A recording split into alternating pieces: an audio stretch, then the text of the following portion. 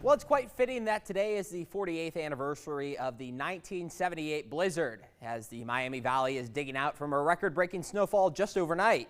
48 years ago, one of the strongest low-pressure systems in the mainland United States that is not a hurricane hit the Ohio Valley at 958 millibars, unleashing a then record of 12.2 inches of snow at the Dayton International Airport, becoming known as the Great Blizzard of 1978.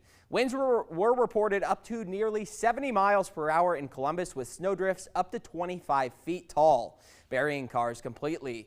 Yesterday, a much weaker system in terms of pressure dumped a new record of 12.4 inches of snowfall in a 24-hour period, but dumped totals in parts of the Miami Valley of just over 14 inches. This hampered travel through yesterday and today. The main difference between the two storm systems is that 1978 storm was a blizzard and yesterday's was a snowstorm.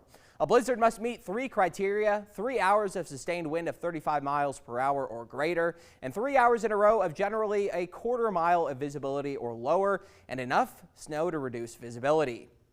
While yesterday produced more snow than 1978 blizzard was a different beast with the high winds compared to yesterday's only 15-mile-per-hour winds. In the studio, meteorologist Cameron Saliga, 2 News. Now.